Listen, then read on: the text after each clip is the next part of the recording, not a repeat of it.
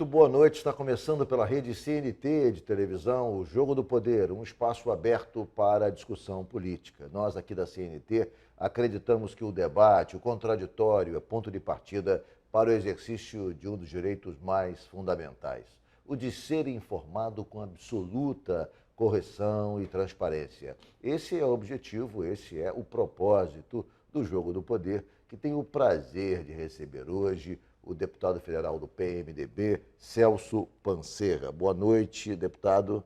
Boa noite a todos os ouvintes, boa noite, Diogo, boa noite, Ricardo. É um prazer estar aqui falando com a sua audiência, né? Sua audiência. A melhor pronúncia do seu nome é Pancerra ou Pancerra?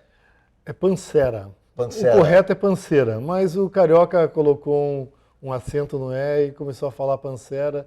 Eu achei a adaptação muito boa e para mim está de bom tamanho. Pancerra, ok. Isso. E para entrevistá-lo, convidei também o jornalista Walter Diogo. Boa noite, Walter. Boa noite, Ricardo. Boa noite, Panceira. É um prazer recebê-lo aqui no Jogo do Poder mais uma vez. Vamos agora ao resumo das notícias diretamente de Brasília.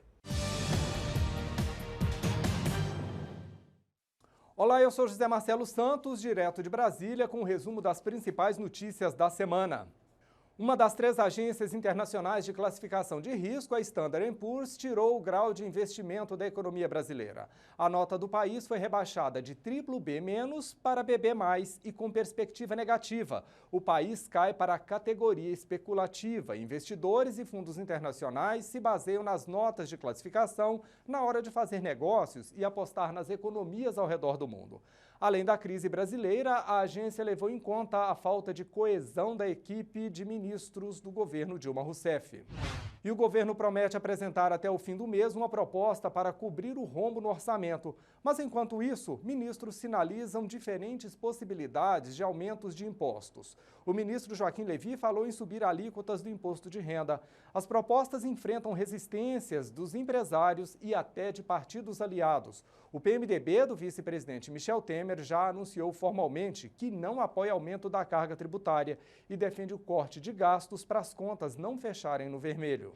A crise econômica preocupa cada vez mais os brasileiros. Levantamento da Confederação Nacional da Indústria mostra que 76% das pessoas têm medo de perder o emprego. Entre os que têm renda familiar de até um salário mínimo, 67% estão muito preocupados. Já entre os que têm renda acima de 5 salários mínimos, a preocupação atinge 54%.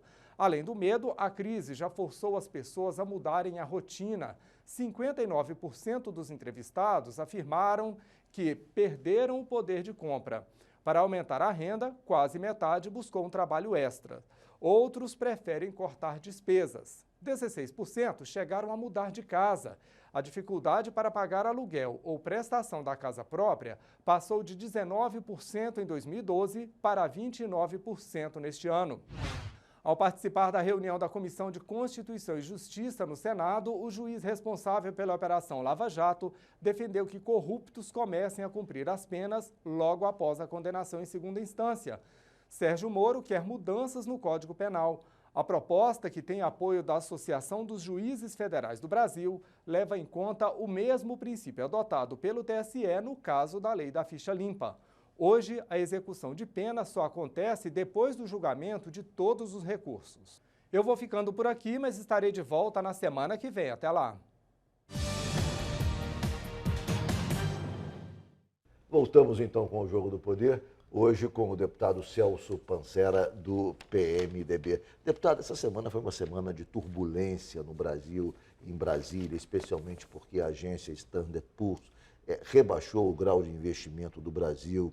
Isso traz a especulação de que vamos ter uma fuga de investimentos internacionais, uma fuga de capitais e, por conseguinte, tivemos também um rebaixamento de várias estatais, de várias empresas brasileiras, tiveram também o grau de risco aumentado. Muito bem, qual é a sua avaliação sobre esse momento, sobre esse fato específico e suas consequências na economia a curto prazo?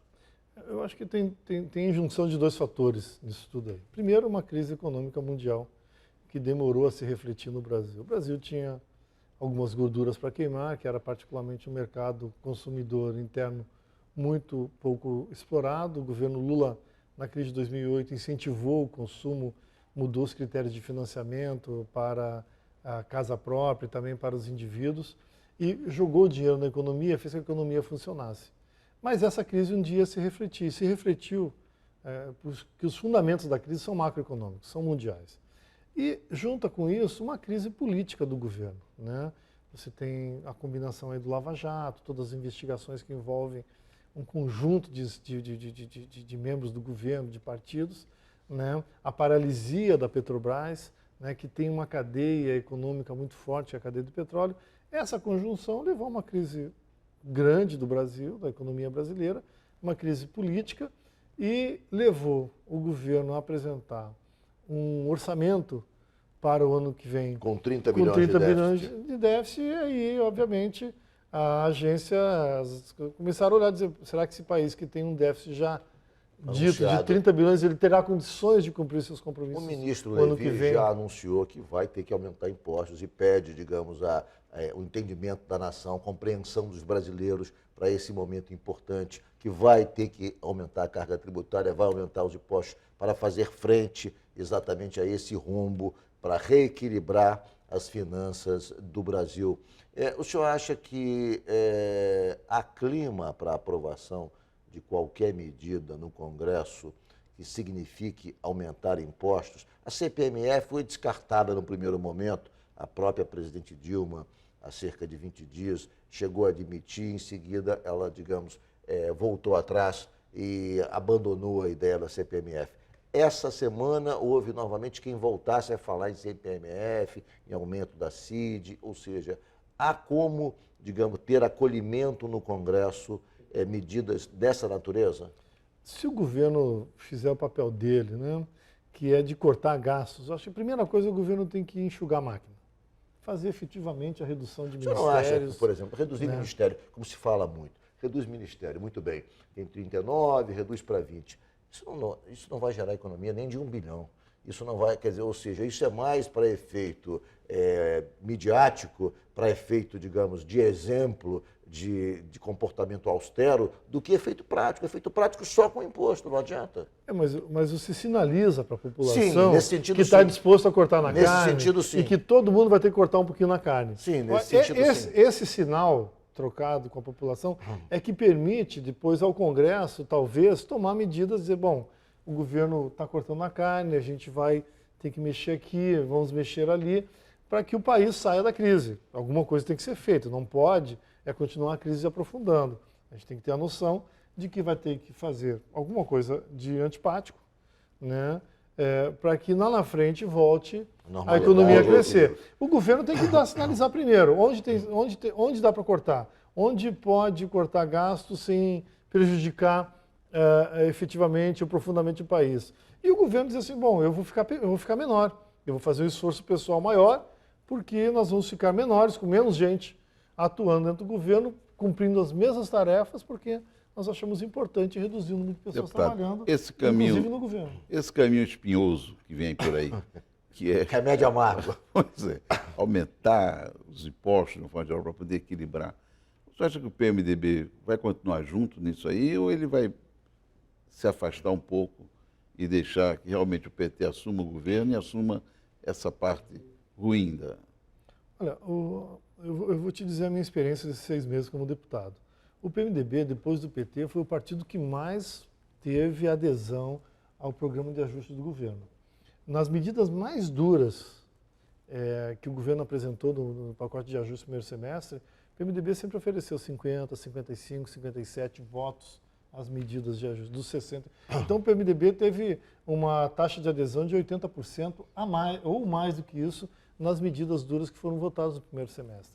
Mas, ao mesmo tempo, o PMDB e o Congresso aprovam aumentos para, enfim, a Advocacia Geral da União, enfim, aumentos que vão ter impacto também no Judiciário. Ou seja, esses aumentos, as chamadas pauta-bomba, elas vão na contramão da lógica que o Brasil digamos, que preside digamos, a atuação do governo, que é de poupança, de corte, ou seja, não há aí um comportamento que a população também não entende, quer dizer, esses setores privilegiados ganharam com esses ajustes, óbvio que estão batendo palmas, mas a população também não entende esse comportamento do Congresso, que nesse momento de crise, fazer concessões dessa natureza. Dessas todas, eu acho que o mais problemático foi a PEC 443 da Advocacia Geral, né, da União. Ela tem um impacto, mas o impacto da PEC 443, ela se dá 24 meses após a promulgação da PEC.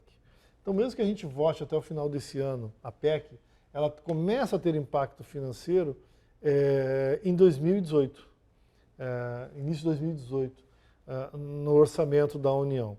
E ela é uma medida, eu votei favorável, eu fui convencido da necessidade pelo seguinte, o governo está perdendo muito advogado. Por quê? Eles passam no concurso, se especializam em direito público e passam a atuar no mercado ou passar em outros concursos e saem da advocacia geral e o governo acaba perdendo Deputado, uma massa crítica muito importante. Há razões, quer dizer, digamos, se você for analisar caso a caso, vai ter sempre razões aparentemente justas para se conceder aumento a várias categorias que estão sufocadas e apertadas e com rendimento, digamos, bastante reduzido. Mas o fato é que o que deveria presidir a análise de tudo isso é a situação do Brasil, não é? Não, mas a PEC 443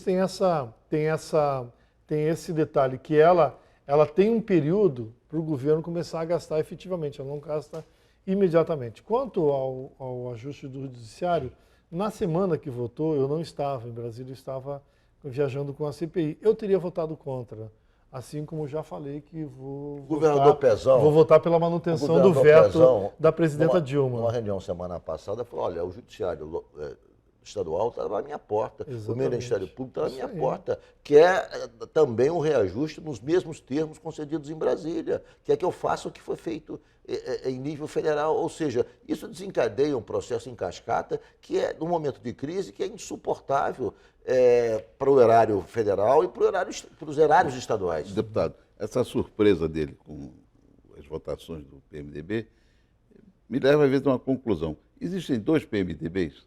Existe um PMDB de oposição e um PMDB do lado do governo, que chega numa hora, um vota uma coisa, outro vota outra, e bota uma pauta bomba. O senhor vai responder logo após o nosso intervalo. O Jogo do Poder volta em 1 minuto.